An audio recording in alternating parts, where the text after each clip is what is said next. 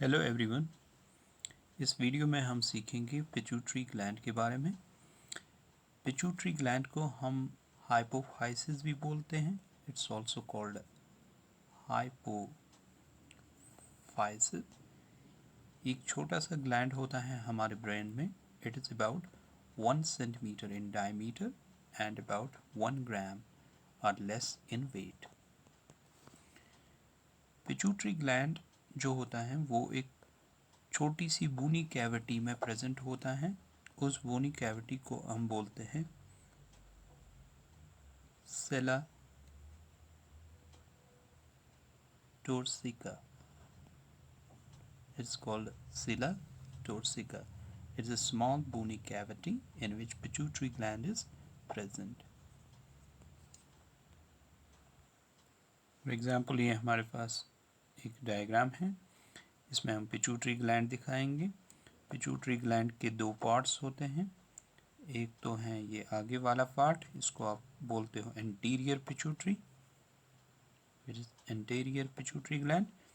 And इसका पीछे वाला part that's called posterior pituitary, right. तो एंटीरियर पिट्यूटरी और पोस्टीरियर पिट्यूटरी ये दोनों कहाँ होते हैं? एक छोटी सी बूनी कैविटी में। उस कैविटी को आप सेला टोर्सिका बोलते हो। For example, this is the bony cavity in which it is present, sella turcica. Okay, अब ये जो पिट्यूटरी ग्लैंड है ये कनेक्टेड होता है by a stalk. This is the stalk, by stalk to the hypothalamus. Hypothalamus को हमने पिछले वीडियो में डिस्कस किया है, इसको आप देखिए। तो ये स्टॉक के थ्रू अटैच होता है हाइपोथैलेमस के साथ। इस स्टॉक को हम बोलते हैं हाइपोफेशियल स्टॉक। इट्स कॉल्ड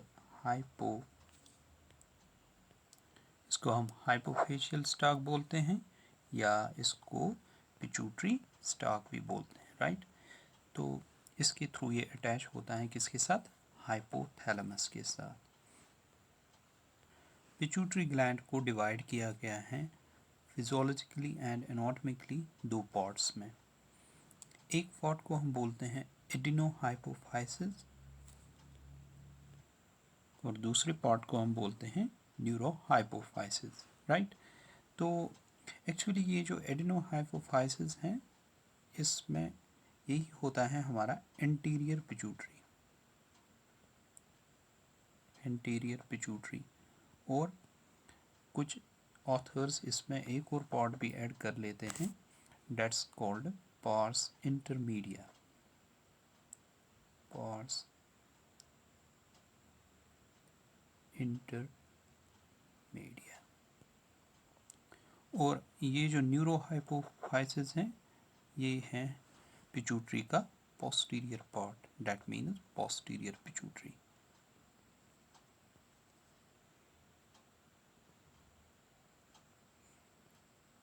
तो ये जो दो पार्ट्स हमने देखे थे इस डायग्राम में, एंटीरियर पिट्यूटरी और पोस्टीरियर पिट्यूटरी, तो इनके और दो नाम आपको मिल गए। एंटीरियर पिट्यूटरी में एक और पार्ट मिला के पार्स इंटरमीडिया को मिला के एडिनोहाइपोफाइसिस बोलते हैं और पोस्टीरियर पिट्यूटरी का दूसरा नाम है न्यूरोहाइपोफाइसिस, राइट। अब कुछ ऑथर्स इसमें एक और पार्ट भी ऐड कर लेते हैं एडिनोहाइपोफाइसिस में, जिस तरह आपकी टेक्स्ट बुक ने पार्स इंटरमीडिया भी। ये एक छोटा सा पार्ट होता है between the two parts of pituitary, that is anterior pituitary and posterior pituitary. इसको हम अलग से डिस्कस करेंगे। तो सबसे पहले हम डिस्कस करेंगे एंटीरियर पिट्यूटरी को। तो एंटीरियर पिट्यूटरी का दूसरा नाम भी है, it's also called pars distalis. Pars distalis. तो एंटीरियर पिट्यूटरी सिक्रीट करता है 6 मेजर हार्मोन्स। तो इसके जो मेजर हार्मोन्स हैं वो 6 हैं। इसमें नंबर 1 पे हम डिस्कस करेंगे ग्रोथ हार्मोन को। नंबर 2 इज़,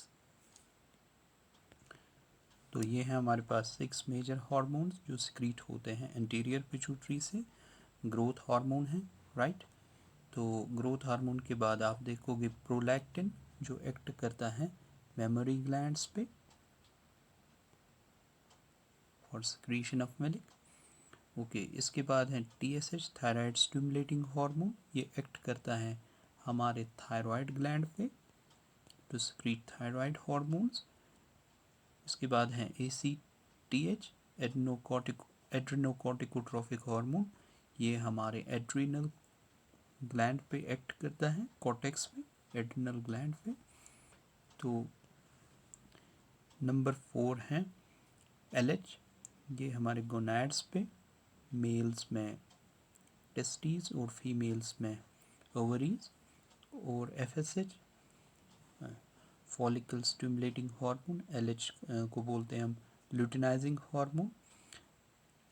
इसका दूसरा नाम भी है ICSH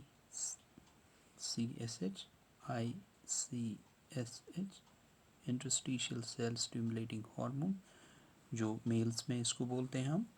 तो ये गोनाड्स पे एक्ट करता है। इसके बाद है FSH, वो दोनों में पाया जाता है और मेल्स और फीमेल्स में, और ये भी एक्ट करता है किन पे, गोनाड्स पे, testes in male and ovaries in female. तो आपने देखा कि ये जो हार्मोन्स हैं, for example this one TSH, ACTH, LH, FSH, तो इन हार्मोन्स को हम ट्रॉफिक हार्मोन्स भी बोलते हैं। These are also called trophic hormones. Trophic hormones, तो ट्रॉपिक हार्मोन्स वो सभी हार्मोन्स हो गए जो यूजुअली एंटीरियर पिट्यूटरी से निकलते हैं, लेकिन ये दूसरे ग्लैंड्स को स्टिमुलेट करते हैं टू रिलीज दियर हार्मोन्स। तो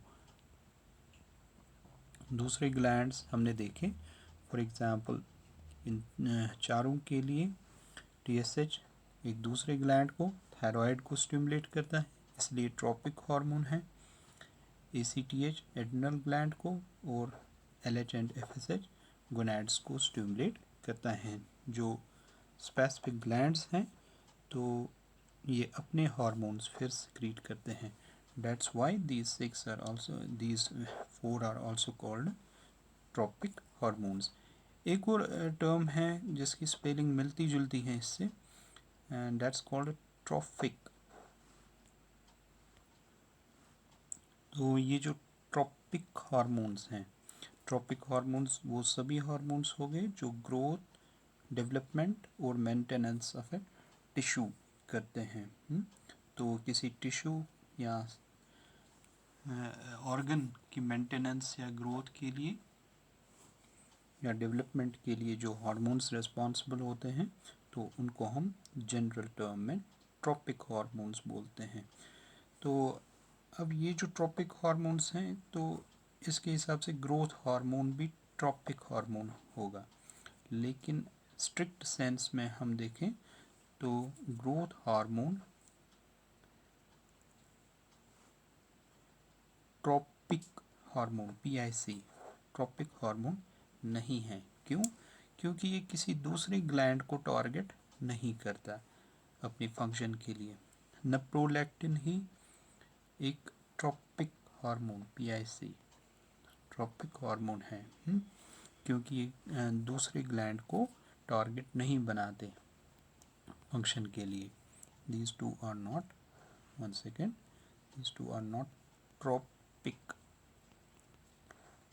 ये ट्रॉपिक हार्मोन्स तो नहीं है, लेकिन ये ट्रॉफिक हार्मोन्स हो सकते हैं। ओके, तो ये दो टर्म्स थी, अक्सर ये कन्फ्यूजन हो जाता है, लेकिन कभी कभी ये इंटरचेंजेबली भी यूज़ होती हैं।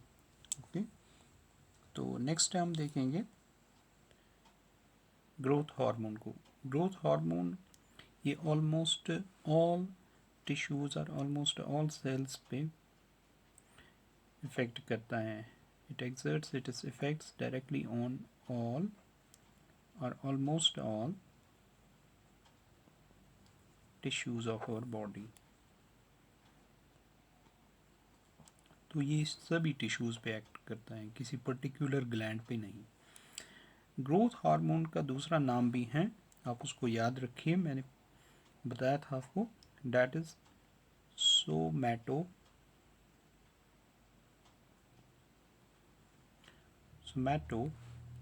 आपको याद रहेगा इससे, सोमैटोट्रोपिन, या इसका दूसरा नाम भी है, it's also called somatotropic hormone.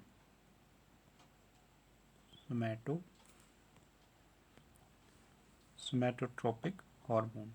Growth hormone जो है ये स्टिमुलेट करता है body growth, and it is created by special type of cells. These cells are called somatotrophs.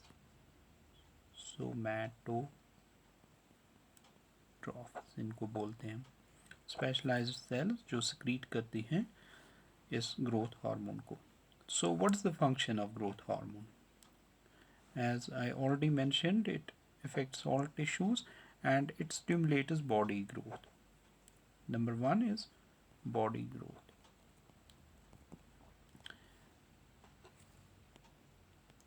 Number two is ये प्रोटीन सिंथेसिस बढ़ाता है हमारी सेल्स में. It leads to increase in the rate of protein synthesis. Right? It causes the fatty acids to release from adipose tissue. तो fatty acids जो होते हैं वो रिलीज़ हो जाते हैं कहाँ से? From adipose tissue. So adipose tissue यानी फैटी टिश्यू से वो रिलीज़ हो जाते हैं. So their level in our blood increases. The level of these fatty acids increases in our blood under the influence of growth hormone. So इन fatty acids को use फिर किया जाता है किसके लिए? For energy under the influence of growth hormone in preference to carbohydrates. Carbohydrates की जो यूज़ है वो डिक्रीज़ हो जाती हैं. Decrease rate of glucose utilization is there. Decreased rate of glucose, तो ग्लूकोज यूटिलाइजेशन कम हो जाती है. अच्छा, ये दूसरी एक बात है कि ये साथ ही स्टिमुलेट करता है cartilage and bone growth. Cartilage and bone growth. Right?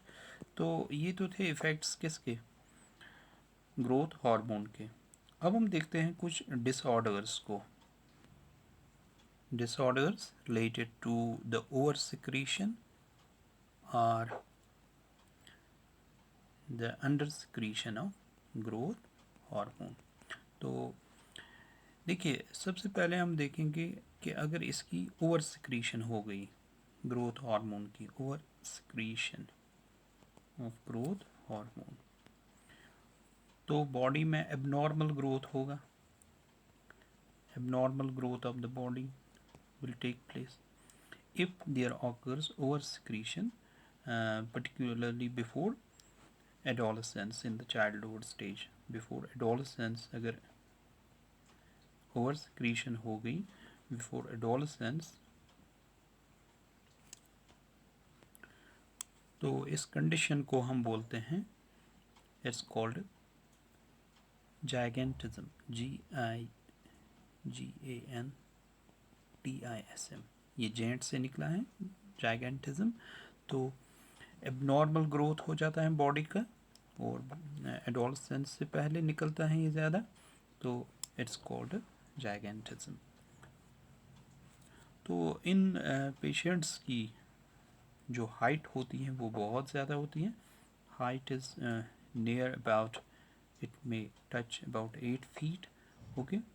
तो इनके लार्ज हैंड्स होते हैं, they have large hands and feet, hands and feet. तो इनके हैंड्स और फीट बहुत बड़े होते हैं। अच्छा, एक और पॉइंट कि ये इनके जो ब्लड शुगर लेवल्स होते हैं वो बहुत हाई होते हैं, that is hyper, they show hyperglycaemia. Higher class में आप ये सीखोगे, they have this hyperglycaemia, that means diabetogenic effect होता है ग्रोथ हार्मोन का इसमें, राइट। ज़्यादा ग्लूकोज लेवल्स होती हैं ब्लड में इनकी। So this was about over secretion before adolescence. एक और कंडीशन है, उसको हम बोलते हैं एक्रोमेगाली, डेट्स कॉल्ड एक्रोमेगाली।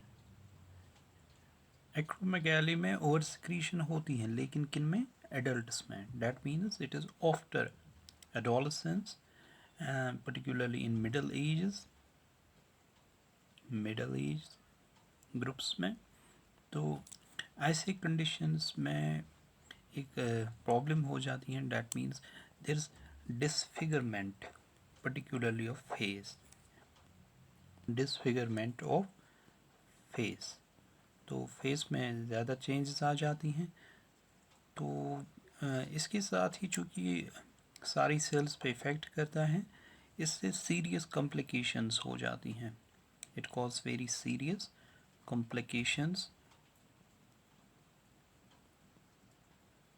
पूरी बॉडी में, and it may lead to premature death if not treated well, okay, it may cause premature death। लेकिन एक प्रॉब्लम है इसमें एक्रोमेगाली के केस में, it's very hard to diagnose earlier. हम इसको डायग्नोज नहीं कर पाते अर्ली स्टेजेस पे। क्यों? जब तक ना इसके एक्सटर्नल फीचर्स हमें नज़र आते हैं, लेकिन तब तक बहुत डैमेज हुआ होता है। एक्सटर्नल फीचर्स हमें जब नज़र आते हैं, तभी इसको हम डायग्नोज कर पाते हैं। तो this was about over secretion of growth hormone in adults. तीसरी एक कंडीशन है हमारे पास, उसको हम बोलते हैं डॉर्फिज्म, पिट्यूटरी डॉर्फिज्म। आपने गेस किया होगा, इट इज़ अंडर सिक्रीशन, या बहुत कम सिक्रीशन हो रही है ग्रोथ हार्मोन की। तो ऐसे केसेस में जब डिफिशिएंसी हो, यूजुअली ये general deficiency of interior pituitary secretion से भी होता है। It may be due to general deficiency, तो उसमें बाकी हार्मोन्स भी आते हैं। General deficiency of interior pituitary hormones, but this slow secretion, this low secretion, one second, this low secretion of growth hormone, this it leads to stunted growth, right? Growth अच्छी तरह नहीं हो पाता है, it is stunted growth, and the person may reach height of 3 to 4 feet only। इनकी height बहुत कम रह जाती हैं, एंड क्योंकि रेट ऑफ डेवलपमेंट डिक्रीज हो जाता है। लेकिन one fortunate thing is that they have normal brain. आगे हम देखेंगे थायराइड में कि ऐसी ही एक कंडीशन है, लेकिन उसमें नॉर्मल ब्रेन कंडीशंस नहीं होती। They have normal brain, and fortunately by recombinant DNA technology we have been now able to synthesize human growth hormone। तो ह्यूमन ग्रोथ हार्मोन जो हैं, अब ये एच क्यों लगाए हैं यहाँ, क्योंकि ग्रोथ हार्मोन्स बाकी एनिमल्स में भी पाए जाते हैं, वो डिफरेंट हैं इस हमारे ग्रोथ हार्मोन से, तभी हमने ये इसके आगे एच, ह्यूमन ग्रोथ हार्मोन। अब ये सिंथेसाइज होता है बाय by using recombinant, ये आप 12th क्लास में सीखोगे recombinant DNA टेक्नोलॉजी, अभी आप याद रखिए। तो डीएनए टेक्नोलॉजी को यूज़ करके ह्यूमन ग्रोथ हार्मोन को ई कोलाई में बनाया जाता है, और ई कोलाई एक बैक्टीरिया है। तो फिर इसको यूज़ कर सकते हैं हम इन डॉफ्स की ट्रीटमेंट में, इन डॉफ्स को क्योर करने में। सो these dogs can be cured if treated early in life by this human growth hormone, which is prepared by recombinant DNA technology. So this was about growth hormone. इस तरह हमने growth hormone की details सीखी। तो next lectures में बाकी hormones को हम डिस्कस करेंगे। So thank you for watching. See its next parts.